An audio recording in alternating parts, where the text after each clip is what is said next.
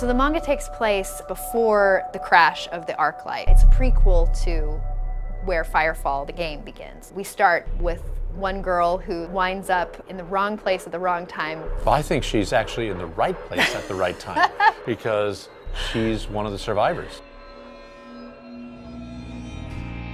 Firefall is a big story. It's really a story about these key characters moving throughout the game. Pilgrim is actually going to be a central part of the story. She's a teenager, she's very impulsive. She gets the job done and she's efficient, but inside she's dealing with a lot of turmoil. She's rebelling against both parents simultaneously when she would actually just like to see them together. It's a very interesting dynamic and one that plays well with a lot of, Orson's themes in the past. Over the years, when people have tried to figure out what works with my character Ender in Ender's Game, is that it's that sense of isolation.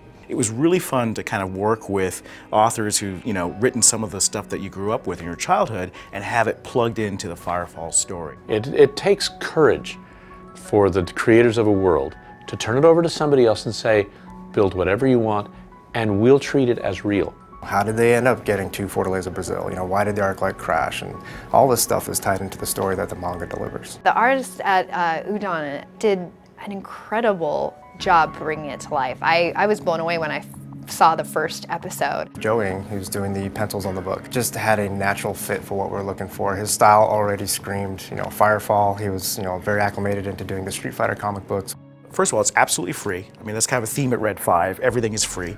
And we're going to be releasing about 2 pages a week over a long sort of 80, 90 page manga that we're putting together total. It's a very cohesive world in Firefall, and I think that this is a great way to dive in and get familiar with it. We want this world to be a place where people want to come. And even though it's a terrible world and, people are dying and a lot of people are already dead and, you don't really want to live in this world, but you do want to come in and play in this world, be a hero in this world.